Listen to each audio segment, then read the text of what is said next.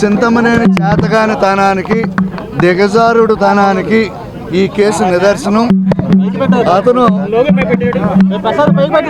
అతను అక్రమాలను నేను బయట పెడుతున్నాననే ఉద్దేశంతో ఆ అక్రమాలు పార్టీ దృష్టికి వెళ్తే అతని రాజకీయ భవిష్యత్తు మనుగడ ప్రశ్నార్థకమయ్యే పరిస్థితి వచ్చిన నేపథ్యంలో అతని యొక్క అక్రమాల నుండి బయటపడటం కోసం నేను మాట్లాడిన వీడియోని ప్రెస్ మీట్లో నేను చెప్పింది వేరే వాళ్ళకి సంబంధించింది నేను మాట్లాడితే అతనికి అన్వయించుకుని అతను అక్రమాల దందా నుండి బయటపడటానికి ఈరోజు ఈ కేసు నా మీద పెట్టించడం జరిగింది.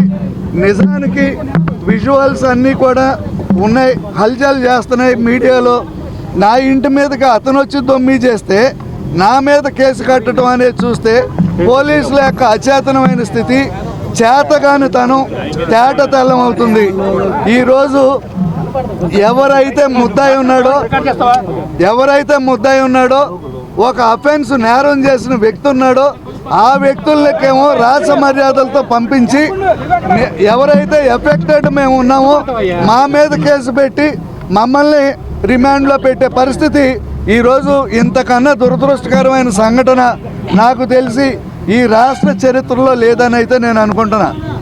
నేను ఇబ్బంది పడ్డాను, నా వల్ల పోలీసు సాక్షిగా వాళ్ళు ఉండగా నా ఇంటిలోనికి అక్రమంగా ప్రవేశించి నన్ను నా కుటుంబాన్ని అంతం చేయాలనే ఏకైక లక్ష్యంతో ప్రొక్లైనర్లు, డంపర్లు, మారణాయుధాలతో నా ఇంటి మీద దాడి చేస్తే అతన్ని వదిలేసి అతన్ని రాచ మర్యాదలతో ఇంటికి పంపించి సిగ్గులు వదిలేసి అతన్ని పలకరించే పరిస్థితులు, అతన్ని ఏదో ఆకాశానికి ఎత్తే పరిస్థితి చేస్తున్నామంటే ప్రజాస్వామ్యం ఎంత దిగజారిపోయిందో ఈ సమాజంలో మనం అర్థం చేసుకోవచ్చు. నేను ఎఫెక్ట్ అయితే నా ఇంటికి వచ్చి నా ఇల్లు పడగొట్టాలని చెప్పి వచ్చిన చింతమనేని పోలీసుల సమక్షంలో జరిగితే నా మీద కేసు కట్టారు. ఇంతకన్నా దుర్మార్గం లేదు. చింతమనేనికి మీ ద్వారా నేను ఒక హెచ్చరిక పాస్ చేస్తున్నా. నేను లోగడే చెప్పా, నా వెంట్రుకు కూడా పీకలేవని. నా ఇంటికి వచ్చి నా ఇంటి మీద పడినా కూడా నా వెంట్రుక నిజంగా పీకలేకపోయావు. నువ్వు డంపర్లతో వచ్చిన ఒక్క ఇటుక మొక్క పట్టుకెళ్ళలేకపోయావు. ఈ రోజు నుండి చెప్తున్నా చింతమనేని ఖబర్దార్.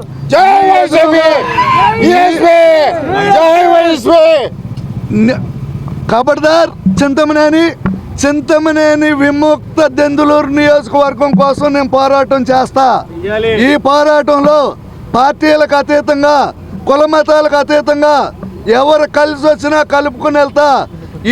ఈ దెందులూరు నియోజకవర్గం కంసుడి చేతుల్లో చిక్కుపోయిన ద్వారకా నగరం అయింది. ఈ కంస సంహారం రాజకీయ సమాధి కట్టే కార్యక్రమం మీద నేనున్నా. నా ప్రయత్నం కూడా అదే, నేను చేసే పని కూడా అదే. ఇతను చేస్తున్న అక్రమాలు, దౌర్జన్యాలు అన్నీ మీకు నేను ప్రెస్ సోదరులకు మాట ఇచ్చిన ప్రకారం ప్రతి నెల ఆధారాలతో మీ ముందుకు వచ్చి ఇతను బతుకు బట్టబయలు చేయటమే నా యొక్క కార్యక్రమం, నా యొక్క ఎజెండా. నన్ను పార్టీ నుండి సస్పెండ్ చేసినట్టుగా నేను ఈరోజు చూసా. నేనైతే ఒకటే చెప్తున్నా, నేను ఒక న్యాయవాదిని. నేను పార్టీకి పని చేసేది ఉంటుంది తప్ప నేను పార్టీ నుండి నేనేమి ఈ రోజుకు ఒక్క రూపాయి నేను ప్రయోజనం పొందలా. 1924 మధ్యకాలంలో 1680 కేసుల్లో నేను బెయిల్స్ తీసుకున్న తెలుగుదేశం పార్టీ తరఫున. అదే తెలుగుదేశం పార్టీకి నేను చేసినంత మూలాన నా మీద కేసు కూడా రిజిస్టర్ అయింది. నేను ఆ కేసు వాయిదాలకు కూడా తిరుగుతున్నా. నేను పట్టాభి గారి కేసులకు కానీ, యువగాళం కేసుల్లో కానీ, చంద్రబాబు గారు అంగళ్ళ కేసులకు కూడా నేను ఒక్కడే అటెండ్ అయ్యా. ఆ రోజు జగన్మోహన్ రెడ్డి గారు, సజ్జల రామకృష్ణారెడ్డి గారి మీద కూడా ఏలూరులో కేసేసి, ప్రైవేట్ కేసేసి కేసు కట్టించిన ఒకే ఒక మగాడిని ఈ రాష్ట్రంలో నేను ఒక్కడే. నేను ఎందుకేసా? నాకు జగన్మోహన్ రెడ్డి గారి మీద, సజ్జల రామకృష్ణారెడ్డి గారి మీద నాకు వ్యక్తిగతమైన వైరం ఏమీ లేదు. ఆ పార్టీ పాలసీ మీద వేసా. ఆ రోజు మీ తరపున పనిచేసిన రోజునేమో మహావీర చక్ర బిరుదం ఇచ్చి లీగల్ సెల్ ఉపాధ్యక్షుడు అన్నారు. ఈరోజు ఇక్కడ జరుగుతున్న అక్రమాలని, దందాలని నేను క్వశ్చన్ చేస్తే ఈరోజు నువ్వు అసలు మా పార్టీకి పనికిరావు అన్నారు. దాని మీద మీరందరూ మీ ద్వారా నేను ఈ సమాజంలోని ప్రజలకు కూడా నేను విజ్ఞప్తి చేస్తున్నా. నేను చేసేది ఏంటంటే, నేను తెలుగుదేశం పార్టీ నుండి ₹1 నేను తీసుకోవాలా.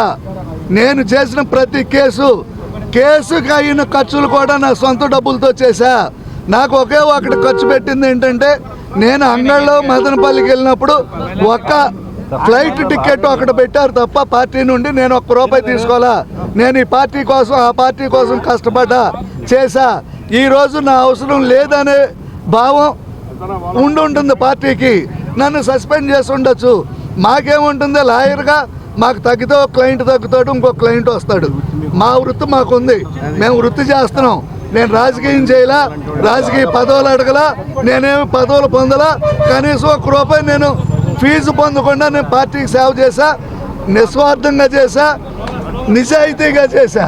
సరే, నా యొక్క నిజాయితీని గుర్తించి కనీసం సస్పెండ్ చేస్తామని చెప్పే టైంలో అన్న ఇదిగో ఇతని వల్ల పార్టీకి మేము ఈ విధంగా సేవ చేయించుకున్నాము అనే కృతజ్ఞత ఏదన్నా చెప్పుకుంటే నేను సంతోషించేవాడిని. ఆ కృతజ్ఞతా భావం కూడా లేకుండా నన్ను సస్పెండ్ చేసి మాకేముంటుందండి, ఓ మెంబర్షిప్ ఉంది, మెంబర్షిప్ రద్దు అవుతుంది.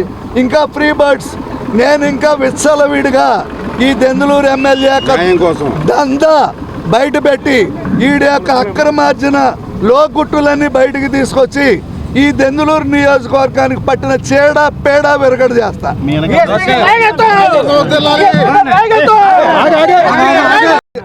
వైసీపీ వాళ్ళు ఉన్నారా, జనసేన వాళ్ళు ఉన్నారు నా దగ్గర, బీజేపీ వాళ్ళు ఉన్నారు, కాంగ్రెస్ వాళ్ళు ఉన్నారు.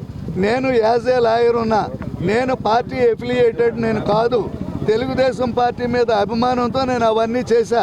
అది కాకుండా ఒక మెంబర్షిప్ ఉన్నంత మాత్రం చేత నువ్వు వైఎస్ఆర్ ఓడితో మాట్లాడకూడదు, జనసేన ఓడితో మాట్లాడకూడదు అని సమాజాన్ని ఆ విధంగా విభజన చేయటం కూడా ఎంతవరకు న్యాయం అనేది నేను ప్రశ్నిస్తున్నా. 2, అదే వైఎస్ఆర్సీపీలో ఉన్న జిల్లా పరిషత్ చైర్మన్ ఘంటసాల గంటా పద్మశ్రీ గారిని నేను కాదా ఆ రోజు తీసుకెళ్లి తెలుగుదేశం పార్టీలో జాయిన్ చేసింది. ఆ రోజు వాళ్ళు వైఎస్ఆర్సీలో నుండి వచ్చిన వాళ్ళు కదా. ఆ రోజు లేని వైఎస్ఆర్సీ అనే మాట ఈ రోజు రావటం నేను చాలా దురదృష్టంగా నేను భావిస్తున్నా. అది సహేతుకమైన విమర్శ కూడా కాదనేది నా అభిప్రాయం.